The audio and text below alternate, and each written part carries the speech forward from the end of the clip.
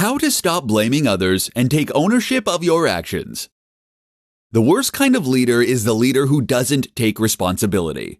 After all, being a leader is all about taking responsibility.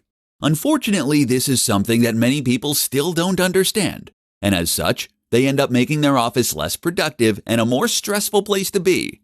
In this presentation, we'll look at how to flip this on its head and to become the fearless leader your team needs you to be. The blame game. The manager's job very often is to make sure that their team are meeting specific targets at given points in time. This is a way that they can demonstrate the effectiveness of their work and that their efforts can be measured. But what happens when they don't reach those targets? Bad leaders will now turn on their staff and actively blame them for being ineffective. They do this in order to save face and to avoid getting in trouble with their superiors and generally pass the buck. But it also happens to be the number one way to instantly reduce the productivity of your team. Why? Firstly, it means that your team now feels stressed knowing that they might get it in the neck for their work. The result is that they won't take as many creative risks, and they generally won't do their best work. They'll likely also feel resentful that their work has gone this way. The other issue is that it makes you seem like a weaker leader.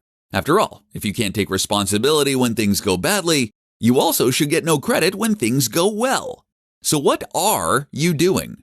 Your job is to then simply suck it up and to take the flak when things go wrong. Recognize that this is your team, and if they aren't working to the best of their ability, then that is on you. Decisions. The other sign of someone who likes to shrink responsibility is that they refuse to make decisions. As soon as you make a decision, you take full responsibility and you commit to a certain path of action. By avoiding making decisions, you can avoid taking this responsibility, but you also prevent your team from doing anything effective or useful. Take the responsibility, make the call, and take action.